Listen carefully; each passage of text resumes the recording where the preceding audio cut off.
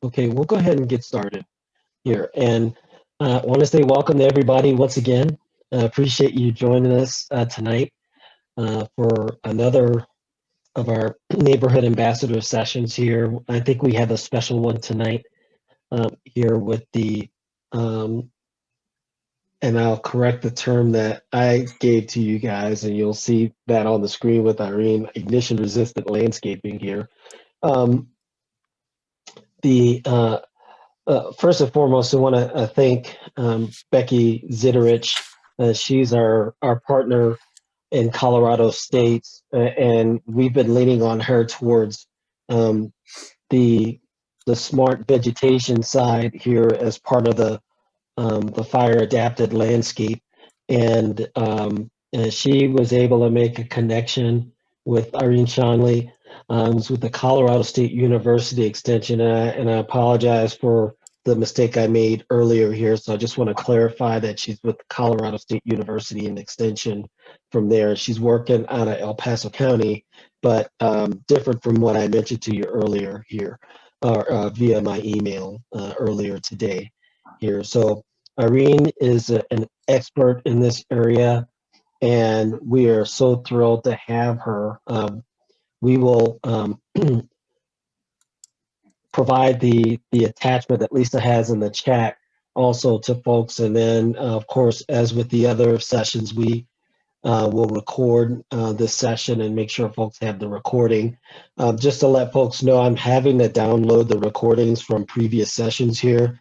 The Zoom folks kindly reminded me that I far exceeded my recording cloud storage capability. So I'm going to download them, but I'm going to find a way to make them available via a different method here. So going forward, that was something I was not expecting here, but we'll work on it going forward. So with that, I will pass it over to Irene's. So thank you so much for being with us, and over to you for the presentation. All right. Thank you very much, Andre. It's a pleasure to be here with you all this evening. And I am guessing that, that you're all here to learn more about ignition resistant landscaping, which I did initially say was fire-wise landscaping, but they are changing the vocabulary and suggesting that we use the term ignition resistant landscaping rather than fire-wise. So so I wanted to, kind of set the stage a little bit and just say, oops, sorry, that why we care about this. And I think actually this is probably, I probably don't need to set the stage that much with this audience, but as many of you know, about, more than half of Colorado lives in the wildland urban interface, which is a term that probably many of you are familiar with. And that's just simply the area where structures and other human developments meets up with wildland vegetation. So it's at higher risk for wildfires. And Coloradans love our wild areas, and so more than half of us live in the WUI. And El Paso County actually has a huge amount in the WUI. So people may think, oh, well, we don't live in the forest, but many people in El Paso County, so more than a quarter or nearly a quarter of the population actually lives in the wildland urban interface. And you can see here in this particular slide just how many people do live in that wildland urban interface or the intermix. And then, the other thing that we do know is that last year was an exceptionally catastrophic wildfire season. We had just unbelievable numbers of fires. There was more than 625,000 acres burned, and the three biggest fires ever in history all occurred last year. And unfortunately, this year isn't really looking better. Somebody was just mentioning while we were talking in the beginning that this is, not looking like it's going to be a good year, that we're predicted to have some pretty serious drought. We're already in drought, and this summer is predicted to be hot and dry, and we may even experience more fires than last year. And the Colorado State Forest Service actually projects a 50 to 200% increase in area burned annually by the year 2050. So we are definitely looking more and more at hot and dry and a lot of fires in our state. And so we do need to think about what we're going to be doing in order to protect our homes. So when we're thinking about protecting our homes, what we really want to be thinking about is the home ignition zone, and that's what I'm going to be focusing on. And that's sometimes also referred to as the safety zone. And so basically within that, there's two factors that determine the chance of a house surviving a fire. And one is structural ignitability, and I'm not going to be talking about that today, but there's an excellent brochure put out by the Colorado State Forest Service on fire-wise construction. And I highly recommend that if you want to see what the things that you can do to make your house, like the siding and the soffits and the vents and the roof and those sorts of things, what you can do to make your house less prone to burning, I highly recommend that you download that. It's a free brochure that you can just type in fire-wise construction, site design, and building materials from the Colorado State Forest Service. But what I'm going to be focusing on today is defensible space and fire-wise landscaping, both of which, the terminology is changing, but I'm just going to go ahead and use those particular terms sort of today. And, it's one of those continually evolving language things.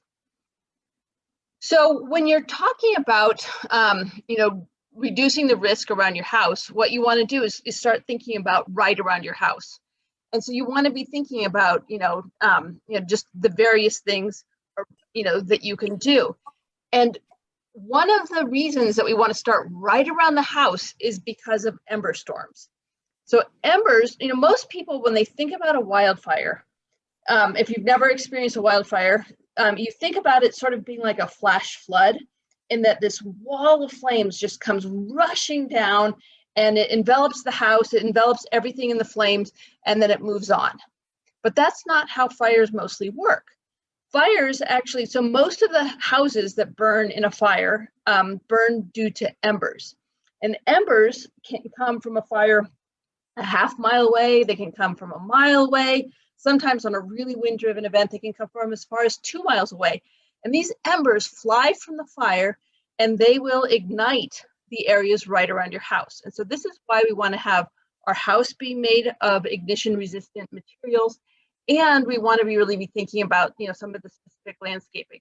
So here we have, like a welcome mat caught on fire, and we've got some leaves and other kinds of debris, which we'll talk about in a minute, caught on fire. Here we've got leaves and other debris in the gutter catching the house on fire. And so you just see that all it took was embers. There doesn't have to be any crown fire anywhere near your house for your house to burn down in a wildfire. And so it's really what we have to be doing is be thinking about being ember aware. So one of the number one things that we have to think about doing is cleaning out the gutters in our house on a yearly basis. So that's just something that you have to be doing. Clean any debris, any branches, anything off the roof, and then also rake up any pine needles and leaves that are going to be collecting near your house. So for example, here's some, so think about, in the springtime when you go out around your house, the winds will have, carried little currents of pine needles and leaves and other things right near the edges of your house. And those leaves and pine needles are the perfect tinder in order for the embers to land in and to catch your house on fire. And it's all snugged up right against your house. And so then you have this beautiful little tinder patch, and then that is right next to your house, and that can actually catch your entire house on fire. And so you want to be thinking about those. And so you really have to be thinking about the embers catching your house on fire versus, again, that wall of flame. And so one of the very best things, this is actually probably the number one recommendation that I can make, is to create a 3 to 5 foot non-flammable, vegetation-free perimeter around all the sides of your structure. So this needs to be kept clear, but if you have this, then, and this is, rake out the needles and the leaves, and the ember storm comes, there's not going to be anything for them to catch on, and so they're just going to kind of fall on the ground and burn themselves out, and they're not going to catch your whole house on fire, versus when the ember storms come and there's a whole bunch of leaves and needles, or there's a bunch of flammable material here, then that can catch your entire house on fire. So this is probably the #1 thing you can do to protect your house, is just that 3 to 5 foot non-flammable perimeter. But also don't just think about the house, really think about the stair to ground junctions. So you've got to have, here's a picture of a house that, the house itself was okay, but the stairway was wooden, and there was vegetation that was going all the way up to the stairway, and there was probably some leaves and needles here. And so the stairway caught on fire and then came up and was going to burn the house down. This particular house had a firefighter there to save it, so only the front porch burned. But if you didn't have a firefighter there to save your house, which in all likelihood, when we have fires in Colorado, they tend to be very fast moving, and the likelihood of actually having a firefighter at your house is very slim. So you have to think about your house standing on its own. So you want to make sure that you've got something, so that that 3 to 5 foot non-flammable perimeter has to extend to the stairways and under the decks of your house. And so, so think about that as well. And then the other thing is, don't store anything combustible on or under your decks. Now, it's so convenient in the wintertime if you've got a wood burning stove to have that firewood right outside your deck, and maybe you want to have it for, some little ambiance or a little fire pit. But this particular house, if you look at it, we have some live trees here in the background. And obviously there was not a crown fire that engulfed this house, but we did have embers coming from the distant fire. I mean, I'm not exactly sure how far away the fire was, and it landed on the firewood in this deck, and it started to catch on fire. And you can see that this porch was starting to burn. And a firefighter did get there and was able to throw away all of the firewood that was on fire, and also put out the fire here. So if there hadn't been a firefighter there, this firewood on the deck would have caught the house on fire. The same could be said for if you have patio furniture with nice fluffy pillows or anything like that. You want to make sure that you do not have anything combustible on a deck.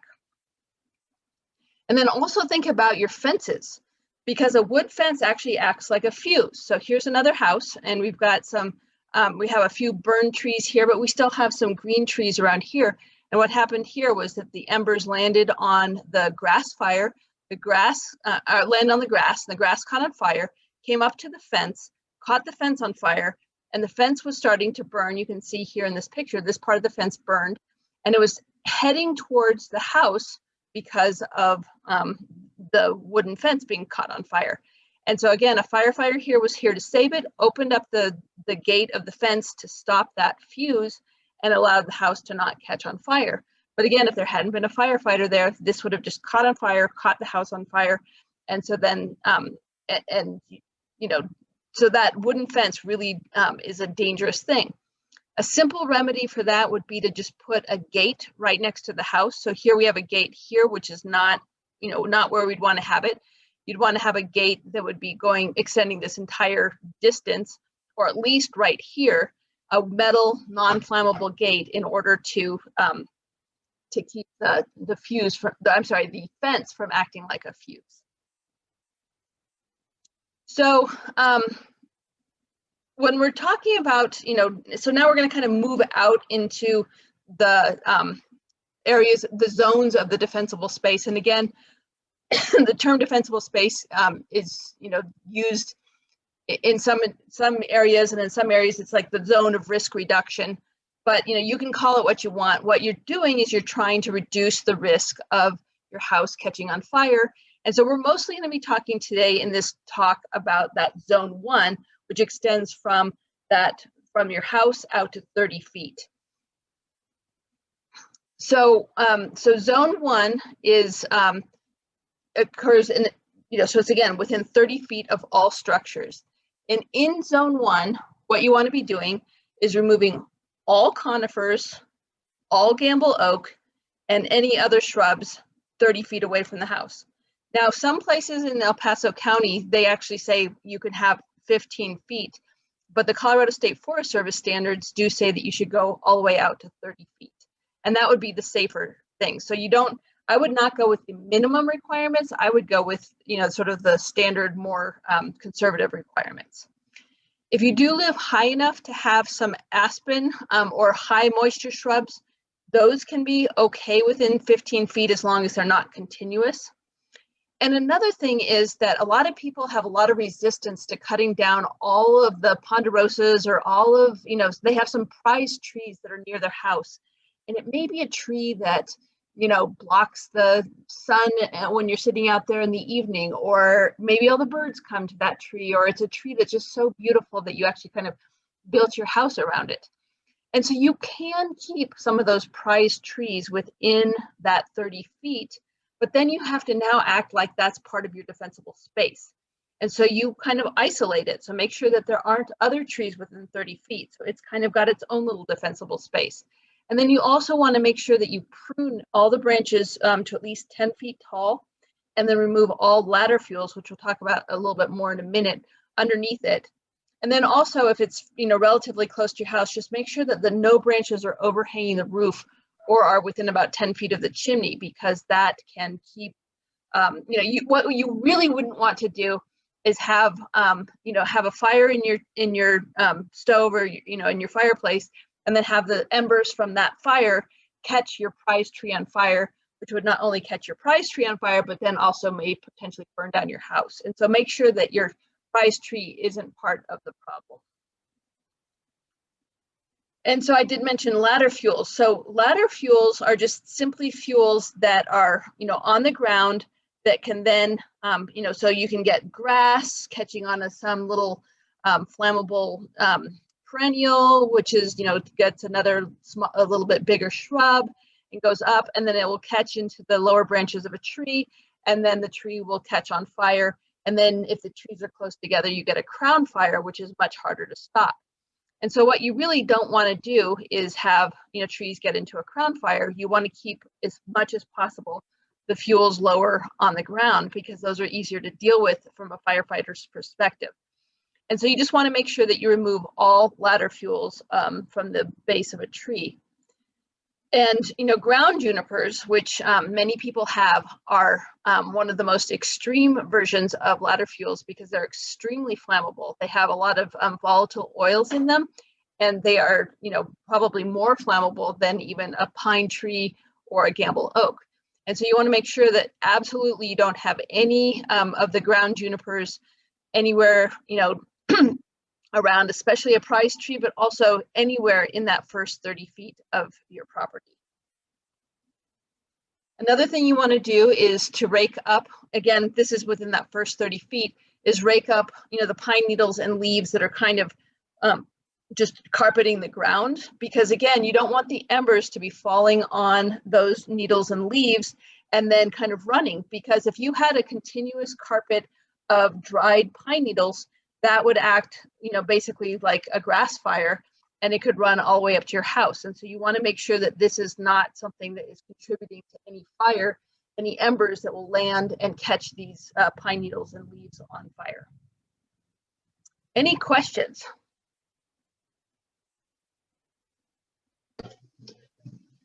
Nothing so far in the chat. Okay. All right. Excuse me. Then moving on. So now I want to sort of talk about, that was sort of the tough love talk portion of the talk. And, I was in Gilpin County for many years. I lived in Gilpin County for 20 years, and that's all about 9,000 feet. The entire county was in the wildland urban interface. And I spent a lot of time working with people about their defensible spaces and, trying to convince people to work on defensible spaces. And I met with a lot of resistance. And one of the biggest reasons for the resistance was that people just said, I moved up here for the nature, I moved here for the trees, I love this all, and I don't want to cut things down. And it's going to be a moonscape, it's going to be terrible, I can't stand the thought of this. And, and I can understand that perspective.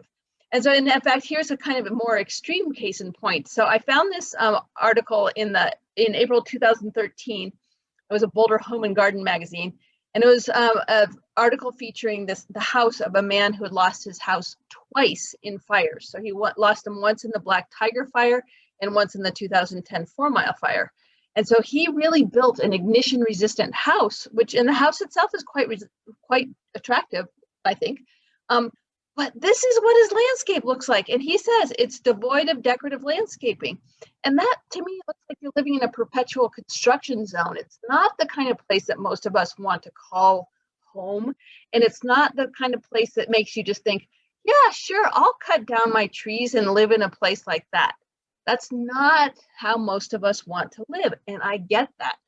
So let's talk about how to make defensible space be a place that you actually want to be, because there are so many ways that you can do it. So first of all, let's talk about that, using that 3 to 5 foot perimeter to be a functional walking space. So if you actually create it, especially if it's 5 feet wide and you have it right around your house, that can be the place that you have to walk around your house. We all need to walk around our house. So make, rather than having what is typical, which is having the walkway be a little bit out from the house and then have some plants near the house, just put that walkway right by the house and then have the plants on the other side. And boom, there you have your 3 to 5 foot non-combustible perimeter, and it's functional. And you can make it attractive. So it doesn't have to be an ugly, pathway. It can actually be quite attractive. And people have done all sorts of creative things with bricks and flagstones and other kinds of things that make you think, yes, I like this. This looks good. And then you can expand some of that, in some areas where if you have a nice flat spot, you can actually expand that, that non-combustible perimeter out to become a patio or a non-wood deck, to actually have a place where you can sit in the evening, have your dinner, have coffee in the morning, have a glass of wine in the evening. And so you can expand that to be, a place that you really want to sit and enjoy. And if you don't have a flat space, which a lot of us don't, you can use, you can have a metal deck, or you can use, a deck that is made with, some of the plastic timber. The one thing I do want to say about plastic timber is to make sure that it does have a fire retardant built into it. So it has to be treated with a fire retardant, because if it is not treated with a fire retardant, it actually can be more flammable than a wood deck. So think about, so just check and make sure that it has been treated with a fire retardant. But decks can, so that can be a great way to have that, functional walkway and the functional outdoor space, even if you have a slope. So here's just another picture of a very pleasant space that you can enjoy your flowers just a little bit away from the house. So another concern that I often heard was, that if I take away the plants, my foundation is ugly, or it just looks bare. And we are very conditioned to having plants right at the, at the base of our house. And in fact, that's where the whole term foundation planting comes from. And junipers are the classic foundation planting plant. And so you'll see all kinds of all kinds of houses with using junipers as a foundation plant, and they were used that way because they're evergreen and they're dense and they hide a lot of the sins of a foundation. But of course, now we know that junipers would be the absolute worst plant to have as your foundation planting, because they are so flammable. So we want to not have foundation plants. We want to kind of think outside the box and think, how can we have, what can we do with our foundation and not have it, not feel like we have to hide it with junipers? So one option is to, put a stone veneer on that. So I just found this, this was an ad for a product where, here's your before stone foundation, or your concrete foundation, and then you can just put a little stone veneer on it to make it more attractive. Or here's an example of a house that's being purpose built with a a stone veneer on the foundation, which is nice and ignition resistant. And here's a house where I really liked this concept, where they put kind of a corrugated steel that allowed it to rust. And I thought that made a very attractive foundation. And here we have some good non-combustible space. Now they did put in some grass, which I would not recommend. But aside from the grass, this is a really excellent example of a, just an attractive and, a foundation that you actually or at least I think, in my opinion, it's a very attractive foundation that you might want to have. Another thing, so let's just say you don't have a foundation that works with any of those kinds of solutions. And so another thing that you could consider doing is add some, large rocks or boulders to sort of soften that transition from the wall to the ground. And so you kind of think about it as like a large rock garden that is right next to the wall of your house. And you can plant some, widely spaced plants that have a high water content in between those rocks. And so you can have like, you don't want to have those plants right up there against the foundation of your house, but you can have a little further out. And so this can be a way to really draw the eye into that, into the plantings versus the area right at the edge of your house. So some plant suggestions, and these are in the handout that I think Lisa put, so you should be able to download this. And also, I don't know if it was sent out, but that can be sent out to you all later.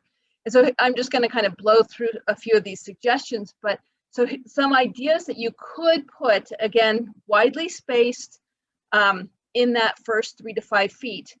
Ideally, again, you're not going to plant anything at all, but I get that maybe that's a little bit too much for some people. And so if you do want to plant something, plant some of these because they are, very ignition resistant. So things like a juga or basket of gold, creeping phlox, creeping thyme, giant flowered soapwort, penstemon, hardy plumbago, hens and chicks, lamb's ears, lily of the valley, which is good for shady spots, ice plant, poppy mallow, pussy toes, rock soapwort, which is in this picture, rock cress, snow in summer, veronicas, and sedum. So those would be all options.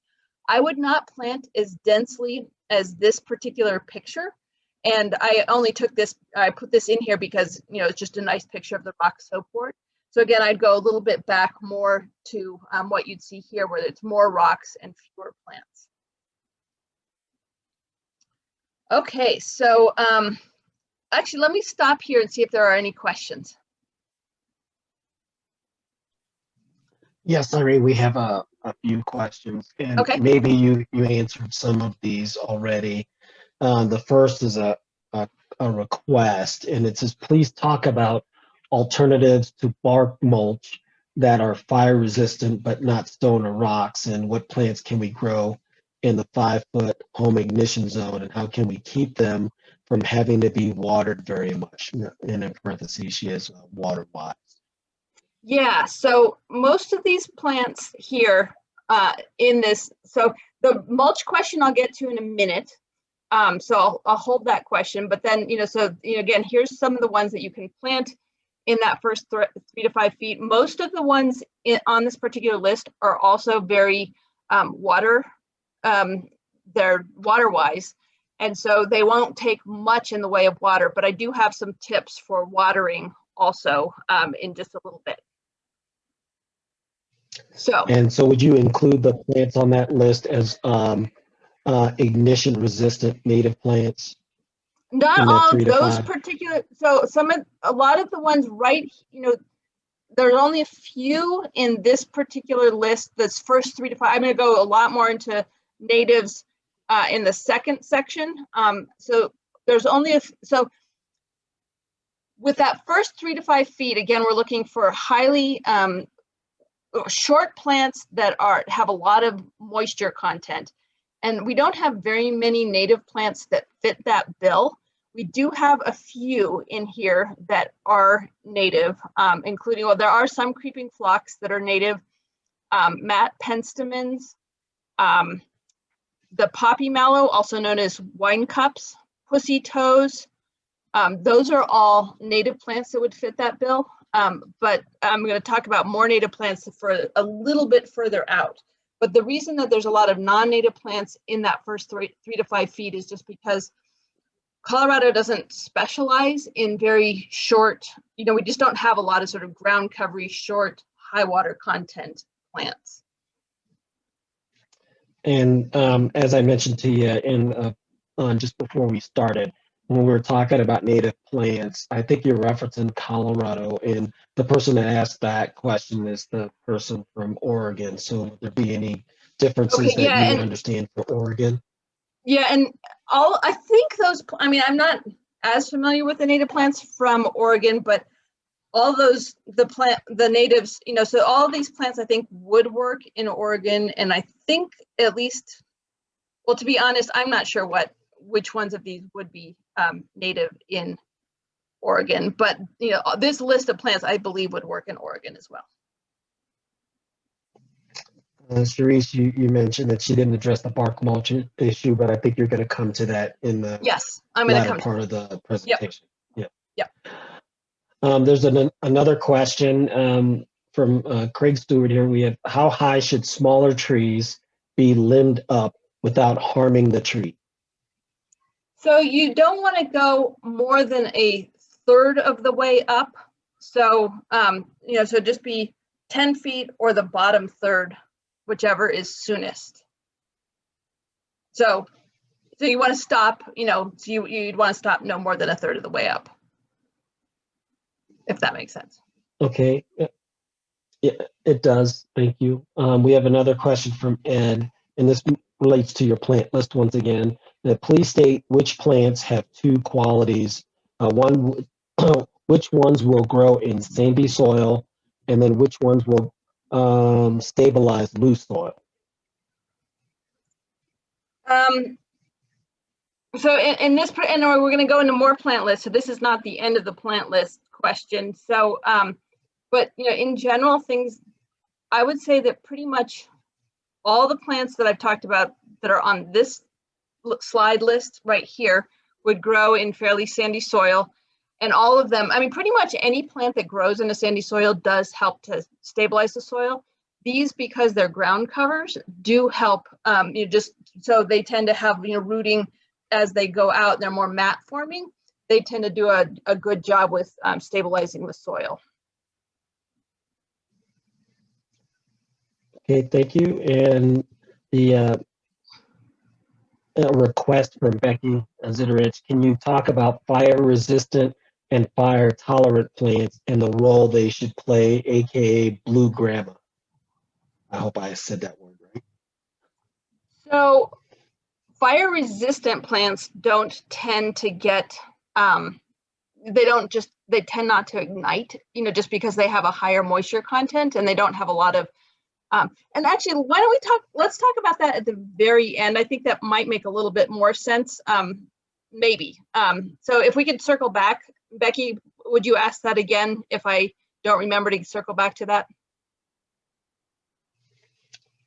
Okay, so two hold offs here, and we'll track those also. Okay. All right, that's all we have for now. Okay, great. So hopefully I'll get to the bark mulch question in just a little bit. Okay, so now we're going to talk about from 5 feet out to 30 feet out. So just some general tips for this zone. So again, we talked about that first, 3 to 5 feet, which ideally will have no vegetation, but if you have to have a little bit, we talked about what that would work. So from this zone, what we want to use again is ignition resistant plant materials. And so, ideally you want them to be relatively short, and the closer to the house, the shorter they should be. So, kind of have a gradient. So, anything that first 3 to 5 feet should be very short. And then as you go out to the 30 feet, they can get a little bit taller, but you kind of want them to, graduate up. You also want to make sure that they're have a low sap or resin content. So again, we talked about the conifers and things like sages that have, a lot of volatile oils in them. You want plants that don't shed or accumulate a lot of dead branches or needles or, any sort of leaves or debris. So you just want to make sure that there's nothing dead there that the embers could catch. You want things that can be easily maintained and pruned, and you want to prune back all the perennials in the springtime so that you don't have a lot of that dead, easily flammable material above ground when the summer dries out. And then you want them to be drought tolerant. So somebody asked about, the water-wise. And, if we chose water-wise native plants, which I'll be talking about in a little bit, those are going to be the ones that are naturally won't dry out as much in a really, if we have a hot, dry summer, which we're predicted to have more and more of. And so they're going to be the ones that aren't going to just sort of crisp up like some of the other, instead of some of the other plants that you might have. And then, of course, you want to have a diversity of species, just because, different species are more susceptible to burning at different times of year. And so you want to not have just a monoculture in your yard. You actually want to have a variety of species. So some plants that you don't want to plant in that first 30 feet are, again, I mentioned the sages because they have volatile oils in them. Plus, they tend to accumulate a lot of dead branches, and the old flowers tend to be very dried out and are easily prone to catching embers. Rosemary has volatile oils. Junipers and pines and spruce, and even arborvitae, we talked about, those being, you don't want to have those conifers within that first 30 feet. And you don't want to have any grasses that dry out. So that could be just your regular lawn, but it also could be tall ornamental grasses like a miscanthus or things like that. Brooms, which, are the ornamental brooms that have the yellow flowers in the springtime, those are also quite flammable. Japanese honeysuckle is flammable, and so is rabbit brush. So put those, if you're going to plant these, plant them out of that, away from that first 30 feet. And so then, so here's maybe helps to address that first 30 feet, the watering question. So, you do want to keep those plants within that first 30 feet watered. So again, we want to choose drought tolerant plants so they won't need as much water, but ideally, you will want to water them. And so if you have water rights, you can use, drip systems, you could use sprinklers, whatever. But if you don't have water rights, again, what you want to do is, just have, is make use of any natural precipitation that you have. And so, you can direct your downspout into your garden so that that will water that first 30 feet as much, whenever we actually do get a rain. And again, pick plants that don't require a lot of outside irrigation if you don't have water rights, or if you have a well that is not a very high producing well, which I certainly did when I lived in Gilpin County. And so here's to the mulch question. So you definitely don't want to use combustible mulches like bark or wood chips or even rubber. And so gravel, and I know that whoever asked about that wasn't really looking for gravel as an answer, but just in case you need a tiny bit of persuasion, the gravel is a fantastic mulch to use on native plants, because the native plants don't want a lot of organic matter. And so it's actually really a great way to get native plants to reseed, and that does help keep in some moisture. Now, if gravel is still not acceptable for whatever reason, the other option would be to plant plants very closely together so that you actually don't need a mulch. And so they will act like a living mulch. And so you can just do away with the mulch altogether. But there really aren't any other, I can't say that there's a silver bullet for mulch that would not, involve gravel as a non-combustible, because pretty much that's our only non-combustible mulch that you can get. And any other mulch, including rubber, is not acceptable. So if you don't want to use gravel, then plant your plants closely together. Another thing that you should consider doing is to create, think about your garden as a whole and create fuels breaks within your garden. So, use pathways. Use, again, like if you can use a gravel mulch pathway makes a great fuels break, because now, if a fire caught this grass on fire and was coming up, this pathway would stop the fire cold. You can also use a watered lawn if you have water rights to, that makes actually a pretty good fuels break. You can also use stone walls or, anything, large patio areas, again, to create little fuels breaks within your garden. So kind of think about it and break it up. Don't have continuous fuels going up towards your house. Make sure that there's places where the fire is just going to fizzle out if it does start catching and running up towards your house. And, and again, like you might be saying, well, I don't have the flat ground, but you can have a garden even on a slope. So again, if you took out the trees here, you could terrace the slope and plant a garden. or put, so you could either put, rocks or, and I would particularly recommend rocks versus, ties, just because these are wood, although there's a railroad tie, especially one that is not treated with creosote or something like that, it's pretty hard to catch that on fire. But if you can do, if you can terrace with rocks, that would be recommended. So here's just some examples of that. And then again, in the springtime, make sure you trim back all your perennials just to keep, any dry, dead materials out. So, cut back those tall grasses. And if you do have a lawn, make sure that it's, it doesn't get taller than 4 inches, which is also actually the height for the most healthy lawn that you can have, because you don't want it to, be able to carry fuel or carry a fire up to your house.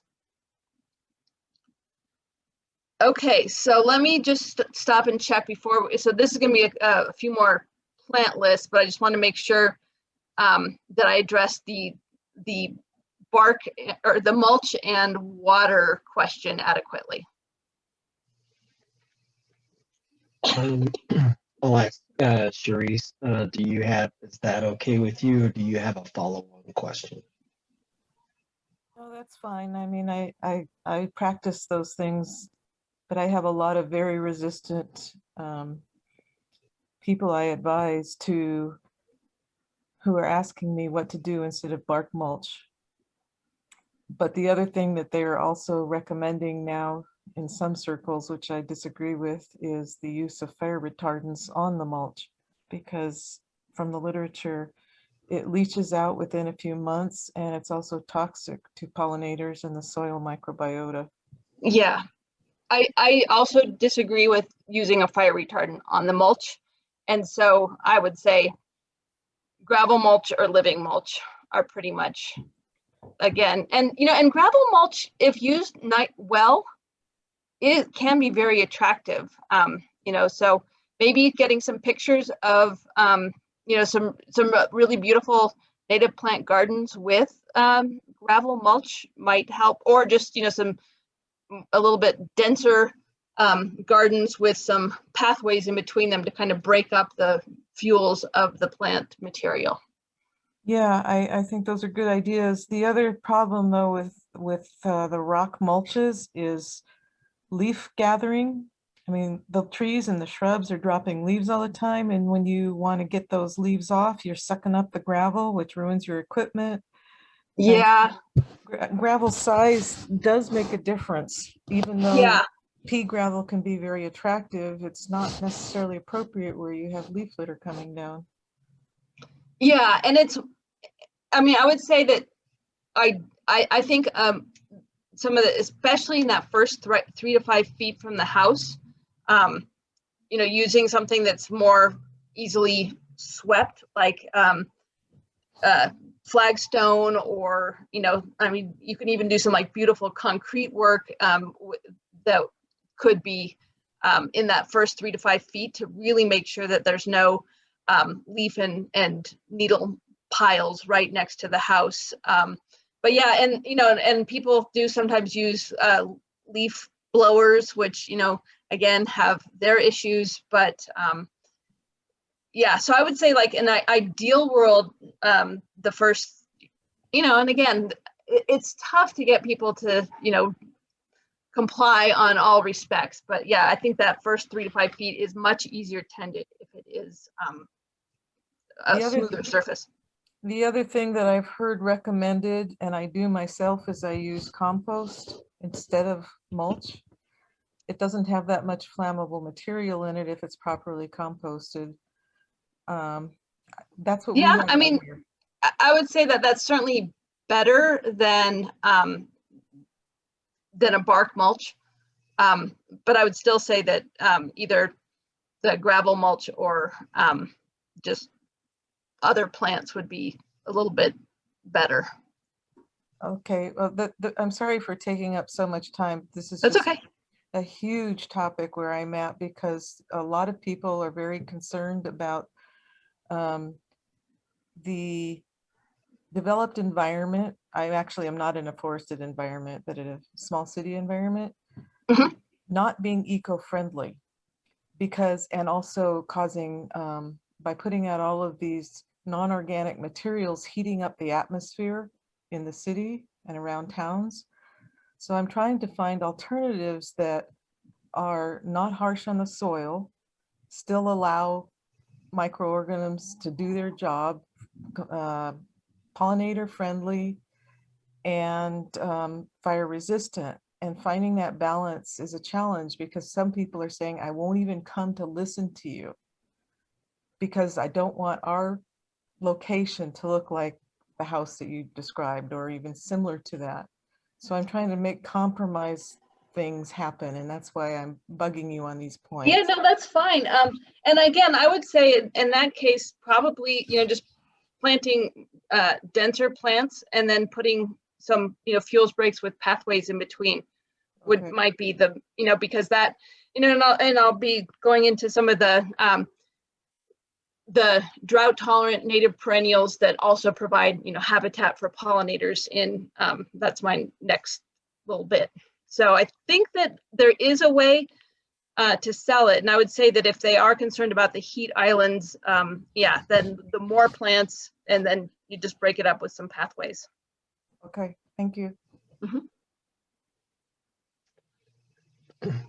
We have a question from Kristen. Do you have a preference for gravel size, meaning rock size? It kind of depends on what your purpose is. I mean, you can do almost any size that you want. I would say that you're going to get, if you're trying to get your native plants to reseed, the more pea gravel size is going to be more effective for that. But, and then I guess, the other thing with the larger gravel is that it tends to accumulate a little bit, leaves can accumulate a little bit more readily in the larger gravel size. But I would say probably you can go with, I would say if it's a question between gravel versus bark mulch, then go with whatever gravel you want. Okay, thank you. We have two questions from Lucy. The first one is, what depth of gravel is needed? I couldn't hear the last word you said. Needed? Oh, What needed. depth Thank you. of gravel is needed? Needed. Okay. So I would say that you don't need a deep, I would say like 1.5 inches would be fine for most, for gravel. You could go up to 2 inches, but you don't really need to go beyond that. Okay, our second question is, how do you deal with amending soil, adding new plants, etc., if you have all that loose gravel on top to avoid it being mixed into the underlying soil? So you'd want to amend your soil before you plant.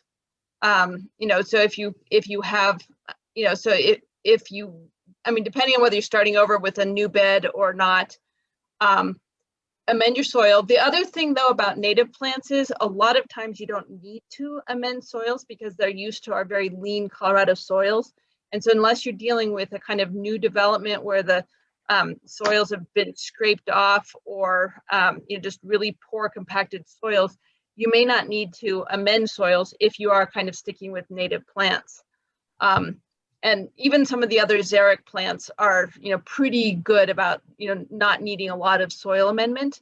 But if you are going to add a new plant and you have a couple inches of gravel, just what I'd do is just kind of dig the gravel away from the new hole that you're putting. And if you need to add a little compost or something like that into the hole, that's okay. And then plant it, put the soil back, and then put the gravel back on there. Now, if you're needing to do an entire, like a larger area, I would try to rake the gravel away from the area that you're planting and then deal with that. So I guess it just depends on how large an area you're talking about. Okay, thank you. We have a comment more like Becky Zitterich sharing her technique. She says, I have large rock under my deck. However, pine needles accumulate over the top and are almost impossible to rake off that rock without spreading that large rock everywhere. I'm gradually getting down to just native decomposed granite, which is super easy to rake. It doesn't look fancy, but it works really well. Yeah, I mean, that's, that's certainly the simplicity factor, and sometimes that's what trumps everything. So yeah, that can be a good solution for sure. Okay, we're caught up on questions and comments now. Okay, great. So now I'm just going to talk about a few plant choices. And so one of the things that I really like to do is try to combine, to say if you're kind of removing some trees and other kinds of things, replace it with plants that are beautiful, but then also provide habitat and also some joy to the gardener. So these are just some examples of some plants. They're kind of paired. I would just try not to have too many slides, and so this is just some plants. But the pasque flower and golden banner are both spring blooming plants. They're great for early pollinators. The golden banner does grow by rhizomes, and so this could be a good, so somebody was asked about stabilizing soil, and because it grows by rhizomes, that's a good choice for sort of more hillsides. And again, both of these are great for early pollinators. The thing about the golden banner is that because it grows by rhizomes, if you have a small planting space, I don't think I would recommend it, because it does tend to grow somewhat aggressively.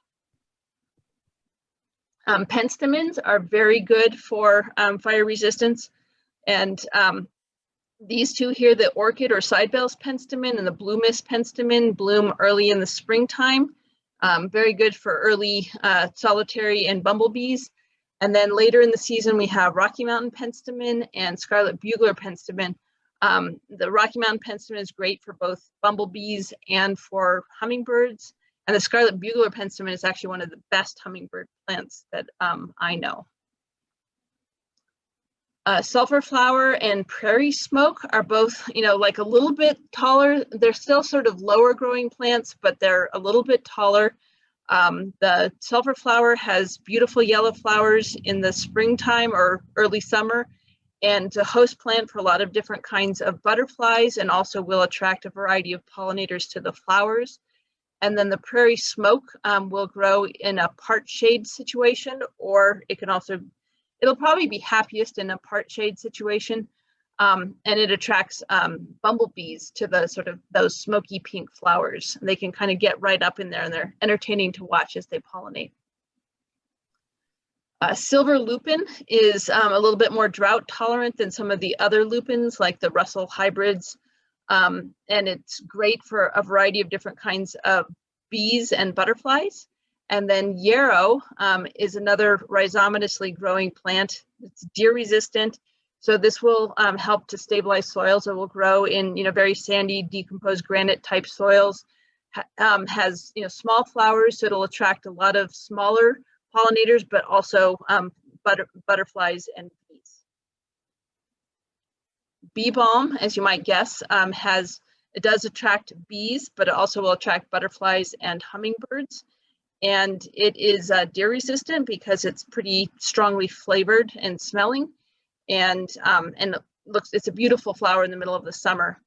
And then another summer bloomer is black-eyed Susan. This is a biennial. It is attractive to a variety of different bees and butterflies.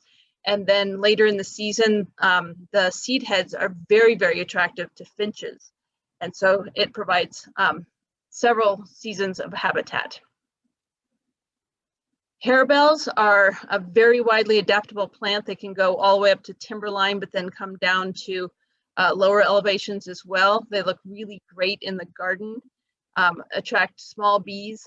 And then blanket flower also is a good middle of the summer blooming plant that attracts a lot of different butterflies and bees. And I think the combination here is a really good zingy summer combination. So if people are wanting something, if they're in a more built environment and they're wanting a showy look that's not going to look too native, to people who are worried about HOAs or other kinds of things, like this combination is very, very show-stopping and also provides some good habitat. Showy daisy and columbines are also another good sophisticated combination that nobody's going to complain about. I don't care what HOA you're in. The showy daisy bloom, these will both tolerate a part shade situation. And in fact, I would recommend that with the columbine that you give it maybe like an eastern exposure so it doesn't get the afternoon sun. And the showy daisy can tolerate dappled shade like under a smaller tree. And these two look wonderful planted in combination with each other. And then, something to consider, which, a lot of people think, oh, if you're talking water-wise planting, you're only talking cactus. But, cactus actually have some great horticulture potential that people, I think, overlook a lot. You can get these beautiful flowers in the middle of the summertime that are fantastic for pollinators. And they come in a variety of different colors, from yellows to oranges to pinks. And then, they can get red fruit on them in the fall. And some of them even turn like this purplish color in the winter. They provide winter interest. And they're also so, ignition resistant that you could put these within the first 3 to 5 feet of your house, as long as you, aren't too worried about the spines and the glochids. So you definitely want to be, conscientious of those, but they would be worthy of putting, closer to your house. And then another species that, I think doesn't get anywhere near the love it should is yucca. I'm completely in love with yucca, and they have this incredible architectural presence. They look great all year round. They have these beautiful spikes of flowers in the springtime, like usually in June, and also are very, very ignition resistant. And so again, you could put these a little bit closer to the house if you don't need to walk right near them, because the very spine tips are a little bit on the sharp side. And then, some ignition resistant perennials that aren't native, but they're still, in that drought tolerant category, include things like hardy geraniums or rock rose, other lupins, oriental poppy, Jupiter's beard, salvias, agastaches, and spring bulbs. So those would be things that you could also plant without any problems. And then moving on to some shrubs. So again, we mentioned that ideally you won't have any shrubs within that first 30 feet, but if you have to have some, make sure that they're not continuous. So a shrub patch should be less than 100 square feet within that first 30 feet. So, it should not be bigger than 10 by 10. And you shouldn't have any within that first 15 feet of your house. And so you can kind of think about using shrubs as more like a hedgerow, maybe 30 feet from your house if you've got that big of a property. And you can kind of consider it as, maybe creating a privacy screen to replace any trees that you had to cut down. And your shrubs should have a high water content. So, things like lilacs or mock oranges are, examples of higher water content shrubs. And shrubs that you should consider using with caution would be a patchy plume and mountain mahogany. And those are just because they tend to get a few little, they have sort of plumose seed heads that may be slightly more prone to igniting. So some shrubs that would be within, I would recommend would be serviceberry. So this provides great habitat because it's got pollinator attracting flowers in the springtime. It has berries, which are edible for birds and very attractive to birds, but also edible for humans. And then it has a nice red fall color. Chokecherry is one of the very, very best habitat plants that you can grow. It has, fragrant white flowers in the springtime. It produces a glossy black berry, which is very attractive to birds and also to bears. Although if you are concerned about bears coming, they would come, they would strip the chokecherries, but they wouldn't, be a constant returner to your house. Unlike if you're putting out trash every day, they would learn to come back to your house on a continual basis, but they don't return to the chokecherry and become a problem. And then they also provide they're a host plant to a lot of different kinds of insects, which then provides food for birds. They can become a pretty suckery plant, and so this is a great thing if you are trying to create a taller privacy hedge, and it can become a problem if you're trying to have just a shrub that doesn't sucker. Shrubby cinquefoil is a nice refined looking plant. It has lots of yellow flowers for a long season of bloom and attracts a variety of different pollinators. Golden currant is one of my favorites. It's blooming now, depending on where you are. The blooms attract hummingbirds in the springtime, and then you get berries, which are edible for humans and for birds, and then it turns a beautiful red fall color. So that, it's another plant that you could plant, I don't care what HOA, they would never argue with you about a golden currant. Boulder raspberry is another beautiful plant. It has large white flowers in the late spring, early summer, and they look like roses. It is in the rose family. It has, sort of a reddish bark that looks nice in the wintertime, and it's a very tough plant here. As you can see, here it is growing out on the rocks, and then it also will bloom in the shade. So it's a very shade-tolerant shrub. And red twig dogwood, which is, it will appreciate a little bit of extra water. And so this would be something, that to plant if you have a little bit of a area that collects some extra water, or, you have the ability to irrigate. The red twig dogwood is a nice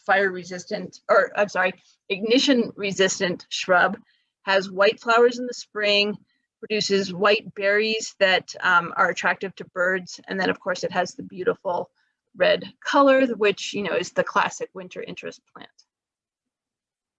And a Cheyenne mock orange is a regional native. So it's not quite native to Colorado, but it is native to Idaho and further up. And it has beautiful white fragrant flowers in the early part of the summer.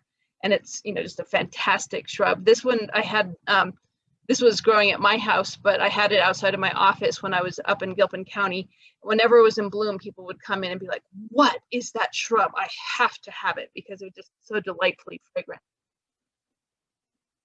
And then lilacs, which are not native, but they are, they do have a high water content. They don't tend to accumulate a lot of, dead branches or anything. These also can make a great tall, water resistant shrub. And they are attractive to a lot of different bees, and particularly butterflies. So, so if you do have somebody, who doesn't want some of the other shrubs, this would be a good choice as well. All right, I think that is the end. So any other questions? Yes, we have quite a few actually. Okay. You mentioned one, the Boulder raspberry, but Smita asked, could you list some plants that do well in part shade? And in parentheses, she has only late afternoon sun. So yeah, so the Boulder raspberry, a golden currant would work well in that situation. Service berries, are you just talking about shrubs or any plants? Smita, I'll ask you about that. If you could come off mute and clarify. Well, she says any plants. Okay. So the serviceberry, chokecherry, a lot of the perennials that I discussed do best in full sun, unfortunately. But some of the ones like the prairie smoke would do well in part shade. Columbine would do well in part shade. In fact, actually your late afternoon sun, depending on how much sun, that might even still be a little bit too blasting for the columbine. But yeah, a lot of our perennials that are really good for attracting pollinators do better in a more full sun situation. Okay, thank you. Dave Root asked, has there ever been an effort to encourage nurseries to promote Firewise plants in the same way they promote xeric plants? That would be a great effort. I am not aware of one, but yeah, that would be a pretty cool thing for them to do, but I'm not aware of any nurseries doing that. Competition, Dave, competition. You can get the Firewise nursery. You might be able to sell, especially if you can make it look nice, like you're talking about, Irene. And if you had those areas where you could, present them in a fashion that would, make folks want to buy it. And the pathways that you're showing were really attractive. Okay, we have a comment from Becky, also similar to, there's one more message. Okay. She says, I have neighbors that feed deer corn. So we have a very high deer population that makes starting any plants difficult. They wipe out my seedlings of Indian rice grass, penstemon, silver lupin, etc., even though I know the lupins are supposed to be okay. Yeah, I think we all have different well, opinions so about, treating wild. for one thing, it's illegal to feed deer in Colorado. And so if there is any way to chat with your neighbors about that, or to rat them out, even considering, I don't think it would be, I think it's a serious enough issue that, like ratting them out is not necessarily a terrible thing, particularly if you've already chatted with them first about it. So you could talk to Parks and Wildlife about it. And maybe, that would at least realize that the deer, deer feeding is actually problematic. But then also, so you might need to build like little cages around like the new plants. So the young plants tend to be the ones that are the most deer attractants. And so like, creating like a little chicken wire cage or something like that, just to get things started. And then, trees, I live in a deer area, and, we just put, like the cages around the trees that you plant, because if you just plant a new tree, deer's going to eat it. And so, so sometimes you just got to work. Because a lot of the repellents, if you have a high deer pressure area, the repellents really just don't work, and you have to resort to physical things like, cages, or, ideally, a deer fence would be a good idea, but that doesn't work in all situations. And I know some HOAs don't allow for, fences. So it's not the world's most Stephen attractive. has a question. Oh, I'm sorry. Wait, and I was just gonna say one other thing is like you can sometimes buy some like wire, just like chicken wire that's a little bit darker colored, so it's not as ugly looking. So it actually kind of blends into the landscape a little bit more. So. Thank you for that. Stephen has a question. He starts out with a comment. I was told by a wildland firefighter that yucca hold embers and smolder, making a real risk for delayed fire ignition, even after days later after the fire has passed. So we've been removing them within 30 feet of the house. Your thoughts? Well, I guess I'd have to do a little bit more research on that. I think if you did have like I could see how if you had a really intense, fire that came through, that would be more of the sort of, the wall of flames and not the embers. And that then, and it got to be, so intense that the roots would catch on fire, that there is a lot of stored carbohydrates in the deep root system. And so I could see how, that could hold, might be able to sort of hold fire in for a long time if you had that intense of a fire. But if you're just talking about like ignition resistant, it's still one of the less it's least likely to actually ignite just simply from embers. So I guess maybe there's, like a little bit of a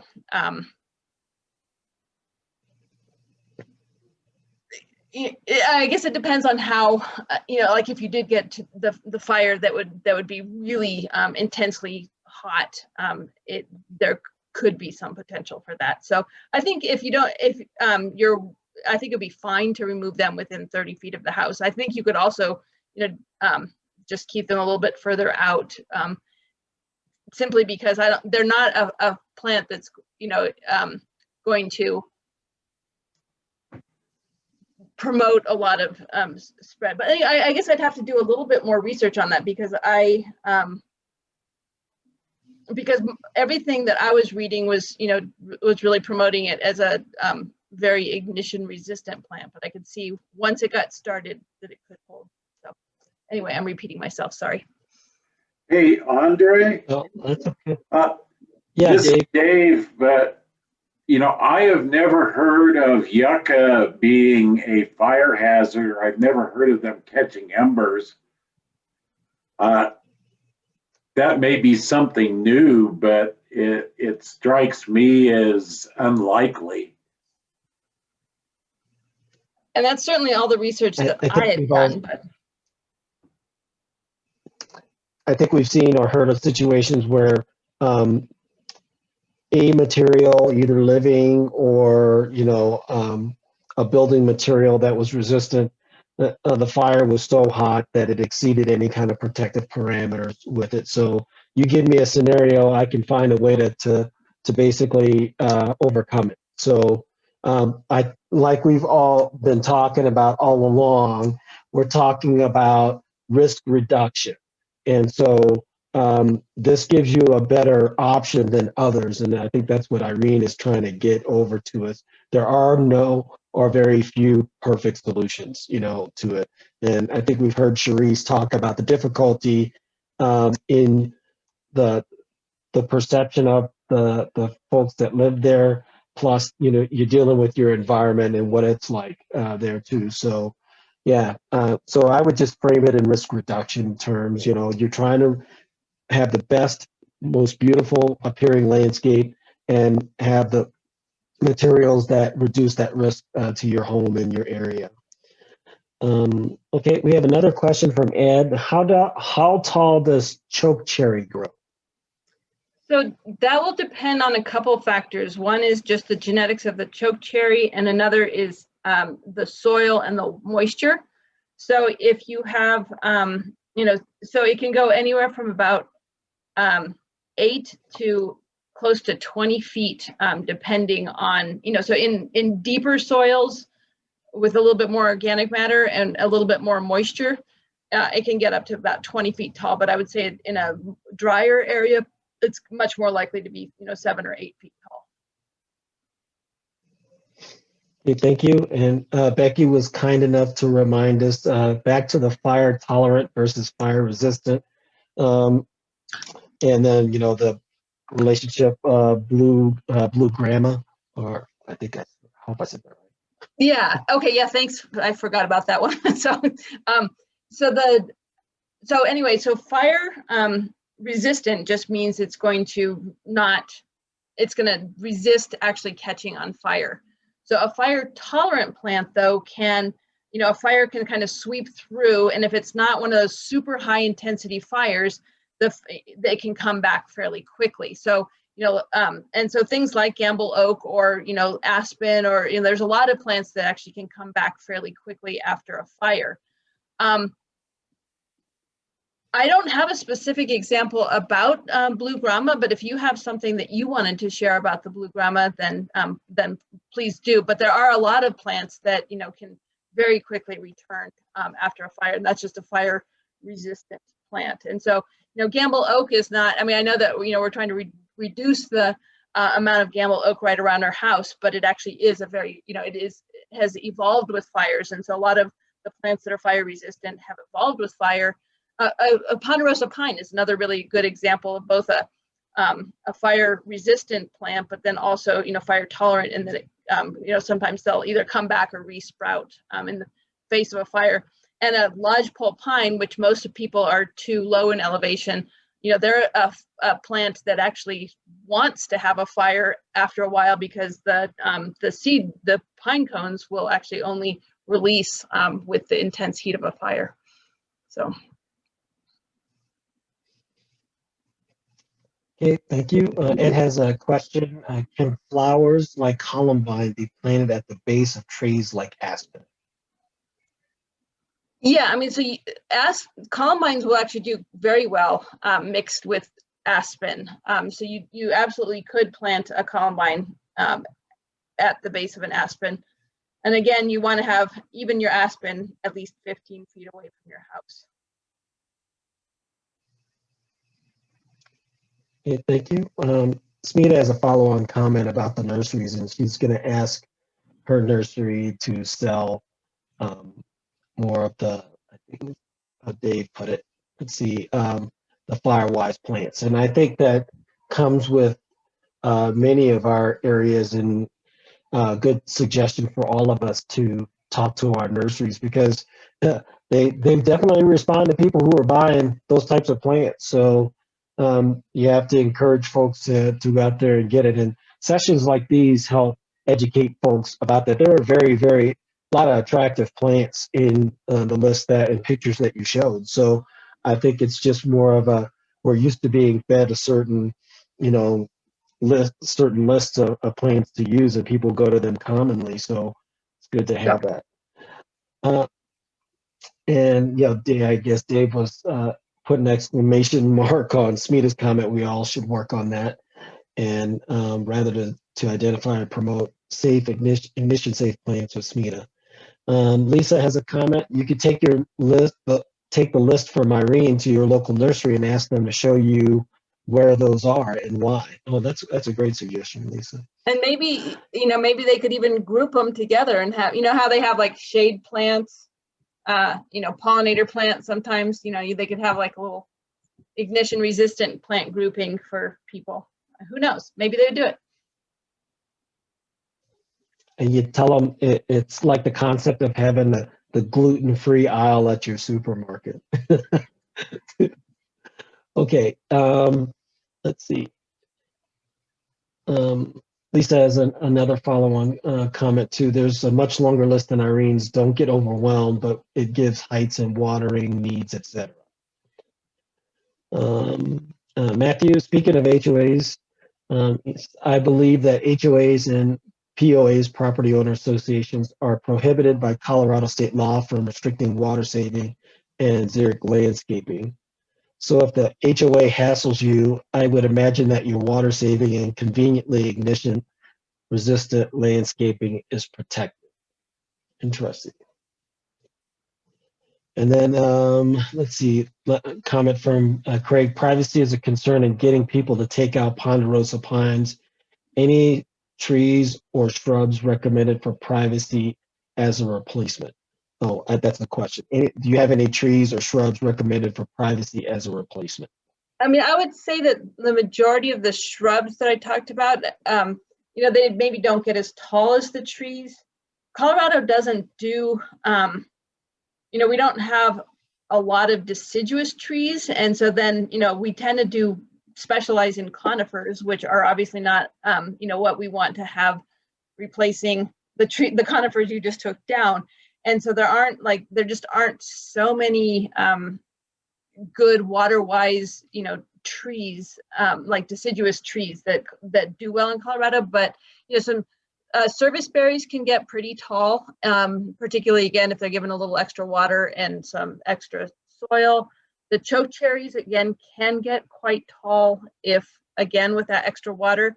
So the more xeric, the more water restrictions you give them, the shorter they'll be. I mean, that's just, sort of how plants operate. But I would say that those are, and then lilacs can actually get quite tall. They can get like on the order of 12 feet tall, depending on the species. So that would be, and, they make some, pretty good privacy. So I would say that those would probably be the tallest shrubs to replace trees if you are worried about privacy. Irene, I have a question. What are your thoughts about aspen and your recommendations for distance away from houses, etc.? Okay, well, so I'm gonna have two comments, and one is that unless you live above about 7,000 feet, I don't recommend aspen at all, because aspen are not happy at lower elevations, and you're just going to be inviting a plant that's going to be short-lived, insect and disease prone. And so unless you're living higher than 7,000 feet, just don't even bother. But if you are higher than 7,000 feet, then, I think you can have some aspen within, like 15 feet out from your house. Okay, thank you. Lucy has a comment. I was in a Habitat Hero workshop recently about getting neighbors comfortable with the native plant garden look. The presenters advocated adding garden ornaments such as bench, rock sculpture, birdhouses, wind sculptures to help add focal points and big comment came in. And extra interest. And there's a question: if these are made of fire-resistant materials, would you reckon they would be a good combination? Yeah, I think that, like if you had, there's a lot of those, wind spinners that are made out of metal, and, you could do stone benches or metal benches, or, even, so I think you could have add a lot of sort of, whimsical and really charming, sort of garden art to your yard. And again, just sort of pay attention that they aren't flammable. So yeah, I think that's a great idea. Yeah, just something that occurred to me, and this goes back to Sharice's concern about having something that looks, man-made or gives off heat. And, most of us don't think that you'd want to have it, but maybe in, your case, Sharice, maybe dirt paths would be a better solution. You can make them look nice here, but just something that jumped out of me as we were talking here earlier. It's you have a difficult situation, so I don't want to belittle that at all. And I know folks want to have that, but I've seen some really nice looking natural dirt paths in it, and mixed in with other garden, plant decorations. So let's see. I'm not seeing any other questions. Any others? We're getting close to 7:30 here, but if you have any questions, please put them in the chat, or feel free to come off mute and ask your question.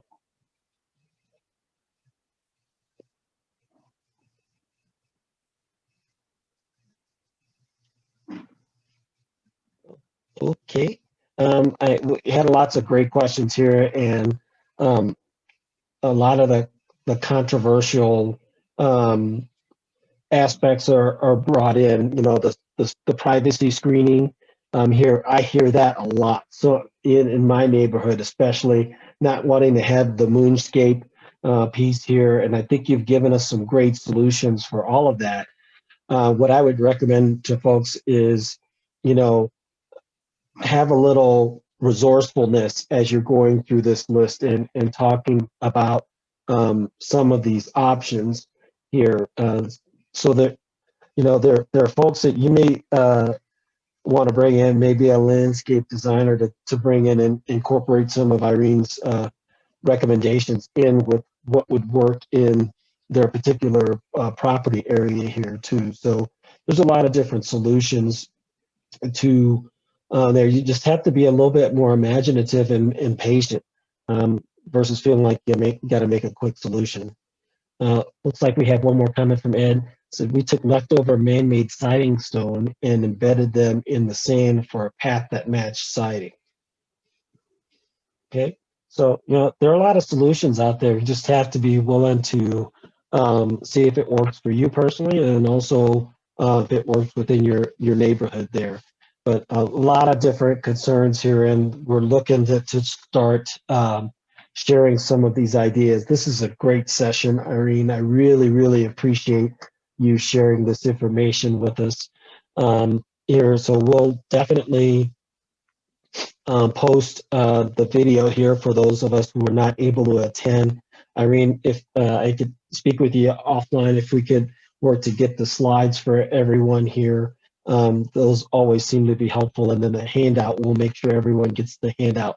I did also, folks, the Firewise construction that Irene mentioned earlier, I put in the chat, but I will also include that in the post session email as well here. So we have so much information here. It's just amazing. I am going to have this very conversation with my wife because we have this debate all the time around our house, especially on the back side of our house and what to put in and around there. So this, I'll tell you that from a personal perspective, thank you very much. I'm going to spread this information to my neighborhood too. And I hope that our folks in the neighborhood ambassador program here does the same with their particular neighborhood. So I think this is really, really valuable, and we want to share this information to have another voice towards all of those particular concerns. Well, I don't want to do whatever we want to call it today, risk reduction, defensible space, et cetera, but to say we can have attractive looking properties, but still be work our way towards being fire adapted here. And that's what we're all really looking towards, because as we've talked about before, when the fire comes, we don't want to be around. So let's do the best we can to make sure that we have the best chance that we can have for our particular property going forward. Right, one last alibi for questions for Irene before we go.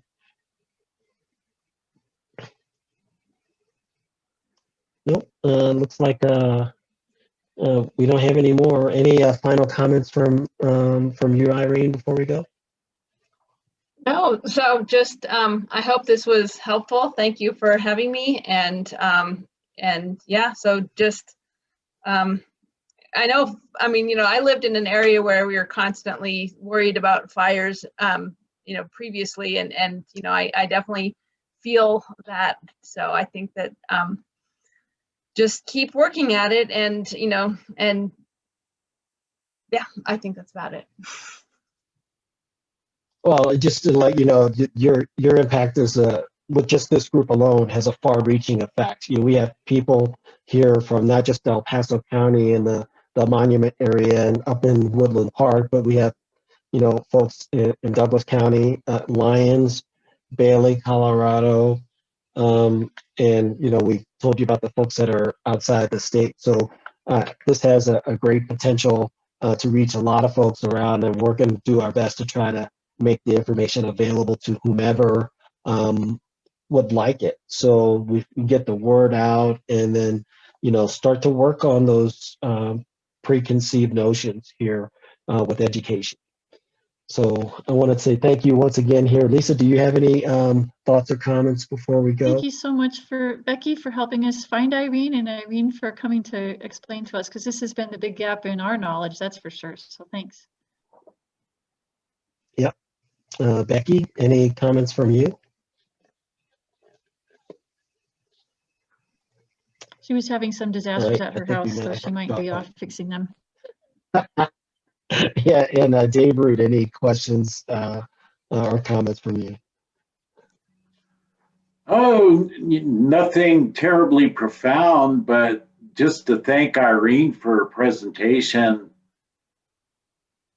I learned things tonight that I didn't know, and for the folks out there, you can do great defensible space in the native vegetation, but one poor landscaping plant can ruin the whole thing. So this topic is very, very important, and I don't think it's on the top of a lot of fire mitigation people's radar screens. So anything you can do to talk it up or be aware of it will help tremendously.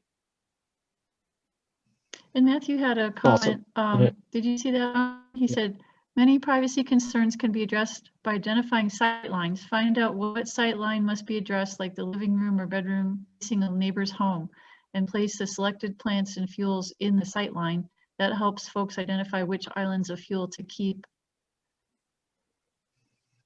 Yeah, I missed that one, Lisa. Thank you, and I appreciate your comments, Matthew. Any additional comments from yourself?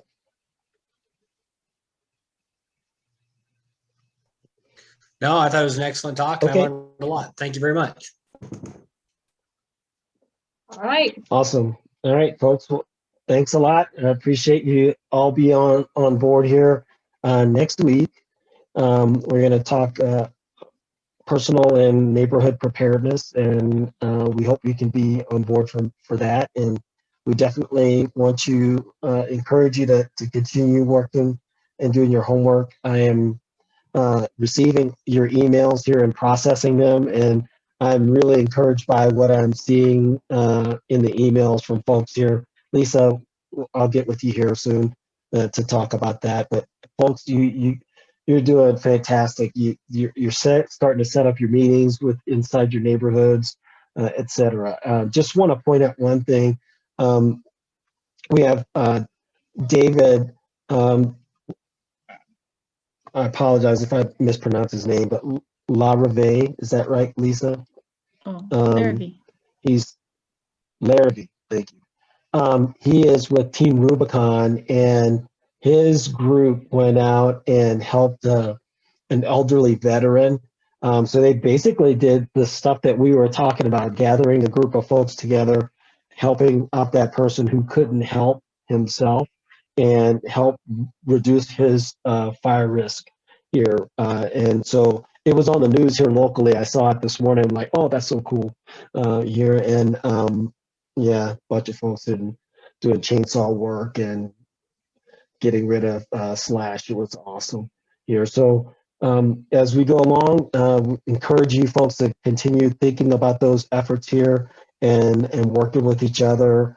You know, for those folks who are not able to do it themselves, as well as just getting the whole neighborhood going. So thank you so much for your interest in this work, and we appreciate your time and attention in all of these sessions here going forward. So that concludes tonight's session, and have a good night, have a good week, and we'll see you next Tuesday. Thanks so much. Fantastic job. Thank you. Thanks, Scott.